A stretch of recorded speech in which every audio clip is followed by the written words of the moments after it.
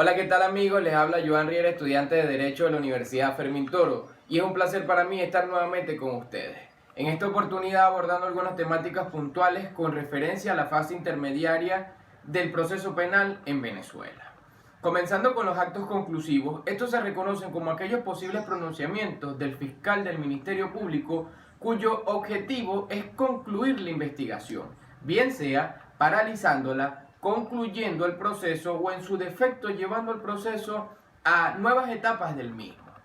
La normativa penal en Venezuela establece que el Ministerio Público procurará dar término a esta fase preparatoria con la diligencia, en el caso que se requiera. No obstante, pasados 6 meses desde la individualización del imputado, podrá requerir el juez de control la fijación de un plazo prudencial no menor de 30 ni mayor a 120 días para la conclusión de la misma. Técnicamente se establece que esta fase preparatoria se puede concluir de 3 maneras totalmente distintas establecidas en el título primero, capítulo cuarto, en los artículos 315, 318 y 326 del Código Orgánico Procesal Penal. Ahora bien, en caso de que la investigación sea insuficiente para acusar, existe lo que se conoce como el archivo fiscal, el cual se puede realizar a través de una averiguación única decretada por el Ministerio Público, donde la ley textualmente establece que no debe existir perjuicio para reaperturar la investigación, siempre que existan nuevos elementos de convicción, es decir, que la investigación siempre existirá para el mismo investigado, el cual no es exento de poder ser sometido a nuevamente al proceso penal, según lo establece el artículo 297 del Código Orgánico Procesal Penal, donde indica que la víctima tendrá la oportunidad de solicitar dicha reapertura de investigación presentando las diligencias conducentes. Por otra parte, la víctima tiene la facultad de solicitarle al fiscal del Ministerio Público los eximentes de la misma. Seguidamente, el tribunal, luego de dicha solicitud, debe pronunciarse declarando que todas las actuaciones han sido debidamente archivadas, entregando esta a un fiscal superior que ordene a otro fiscal tomar las medidas necesarias, para luego continuar con lo que se conoce como el sobreseimiento, que no es más que el pronunciamiento jurisdiccional que pone fin al proceso, extingue la acción y pasa a autoridad de cosa juzgada, dependiendo de los casos establecidos en el artículo 300 del Código Orgánico Procesal Penal. Cabe resaltar que existen una serie de requisitos que se deben cumplir para llevar a cabo el sobreseimiento, tipificado en dicho código en su artículo 306 para poderlos llevar a cabo. Se debe tener en claro que el juez de control, a término de la audiencia preliminar, puede declarar el sobreseimiento si proceden una o varias de las causales previstas en el artículo 300 del Código Orgánico Procesal Penal. Si el proceso ya transcurre en fase de juicio, pero se produce una causa extintiva de la acción penal o resulta acreditada la cosa juzgada y no necesita de la celebración del debate oral o público para comprobarla, el tribunal de juicio puede decretar el sobreseimiento. Continuando con la fase intermedia, esta se reconoce como la segunda fase del proceso penal, la cual comienza cuando el fiscal del Ministerio Público presenta ante el tribunal de control la formal acusación contra el imputado, el cual es señalado como tal por ser el autor de un determinado delito basándose en las pruebas adquiridas en la fase anterior. Dicha audiencia preliminar debe realizarse en un plazo no menor de 15 días ni mayor de 20, según lo establece el Código Orgánico Procesal Penal en su artículo 309. En este proceso existe lo que se conoce como la facultad y carga de las partes. Esta se deben realizar 5 días antes del vencimiento del plazo fijado para la celebración de la audiencia preliminar, donde el fiscal, la víctima, siempre que haya querellado o haya presentado una acusación particular propia, y el imputado o imputada podrán realizar por escrito los actos establecidos en el artículo 311 del Código Orgánico Procesal Penal, salvo las excepciones expuestas en dicho código.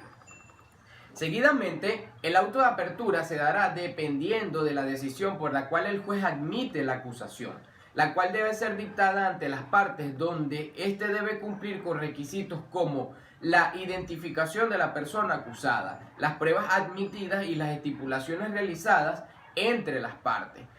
la orden de abrir el juicio oral y público, entre otras que se contemplan en el artículo 314 del Código Orgánico de Procedimiento Penal. Tal es el ejemplo en la sentencia número 608, expediente número 05-340, del 20 de septiembre del 2005, la Sala de Casación Penal del Tribunal Supremo de Justicia señaló que, si bien es cierto que en el acta realizada con ocasión de la audiencia preliminar se deja constancia de los pronunciamientos dictados por el tribunal de instancia, el auto de apertura a juicio debe señalar todas las circunstancias que determinaron la apertura de la fase de juzgamiento. Continuando, indica la Sala de Casación Penal que el juzgado en funciones de control admitió como medio de prueba una experticia psiquiátrica que para el momento de la audiencia preliminar no había sido realizada, por lo tanto era inexistente. En esa oportunidad, sobre la admisibilidad de la pretensión fiscal, lo que también constituye una violación al debido proceso, ya que el órgano jurisdiccional durante la fase intermedia solo puede ejercer el control judicial sobre los medios probatorios, verificando cada una de las probanzas señaladas por las partes. Se debe tener en cuenta que la ley contempla algunos principios que rigen el juicio oral y público, tales como la inmediación, donde taxativamente se define que el juicio se realizará con la presencia ininterrumpida del juez o jueza de las partes. A su vez, también está el principio de publicidad, dando a entender que el debate será público, pero el tribunal podrá resolver que se efectúe total o parcialmente a puertas cerradas, cuando, por ejemplo, afecta el pudor o la vida privada de alguna de las partes o participar en él, se perturbe gravemente la seguridad del Estado, las buenas costumbres, o la declaración sea de un menor de edad y el tribunal considere inconveniente a la publicidad, entre otras que se contemplan en la ley. También se rige por el principio de registro de las actuaciones, donde se reconoce que todo lo que sucede en el debate constará en acta, efectuando tal registro de manera precisa, clara y circunstanciada, de manera continua e ininterrumpida, en el menor número de los días consecutivos que fueron necesarios para llegar a la conclusión. Ya entrando en la fase de juicio, se puede dar que lo que el Código Orgánico Procesal Penal tipifica como la decisión sobre la suspensión, donde el tribunal decidirá la suspensión, anunciará el día y hora en que continuará el debate, dando por entendido todas las partes que están citadas. Antes de continuarlo, el juez presidente debe resumir brevemente los actos que fueron efectuados y que fueron cumplidos con anterioridad, teniendo como responsabilidad ordenar los aplazamientos diarios, indicando la hora en que se debe continuar el debate, y si el debate no se reanuda a más tardar al 16º día después de la suspensión, este se va a considerar como interrumpido y deberá ser realizado de nuevo desde su principio. En cuanto a la oralidad, se refiere a la audiencia pública, se desarrollará de forma oral, tanto en lo relativo a los alegatos y argumentaciones de las partes como a las declaraciones del acusado o acusada, a la recepción de las pruebas y, en general, a toda la intervención de quien participe en ella durante el debate. Las resoluciones serán efectuadas y fundadas y dictadas verbalmente por el tribunal y se entenderán notificadas desde el momento de su pronunciamiento, dejándose constancia en el acta de juicio. Seguidamente se procede a la lectura de las actas probatorias, las cuales solo son consideradas las que están establecidas en el artículo 322 del Código Orgánico de Procedimiento Penal. Cabe resaltar que las partes podrán promover nuevas pruebas acerca de los actos,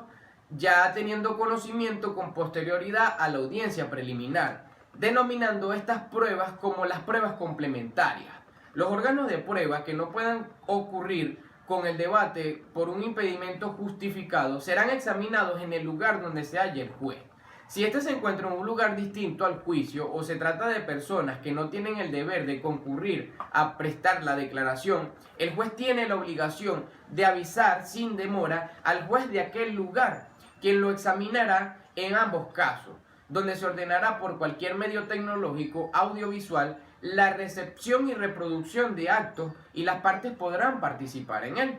El juez dirigirá el debate, ordenará la práctica de las pruebas, exigirá el cumplimiento de las solemnidades que correspondan, moderará la discusión y resolverá los incidentes y demás solicitudes de las partes. A su vez impedirá que los alegatos se desvíen hacia aspectos inadmisibles o impertinentes, pero sin coartar el ejercicio de la acusación ni el derecho a la defensa. También el juez tiene la capacidad de limitar el tiempo del uso de las palabras a quienes intervengan en el juicio, fijando límites máximos igualitarios para todas las partes, o ininterrumpiendo a quien haga uso de manifestaciones abusivamente delante de su facultad. Del mismo modo, ejercerá las facultades disciplinarias destinadas a mantener el orden, decoro durante el debate y, en general, las necesarias para garantizar la eficacia de la realización del proceso.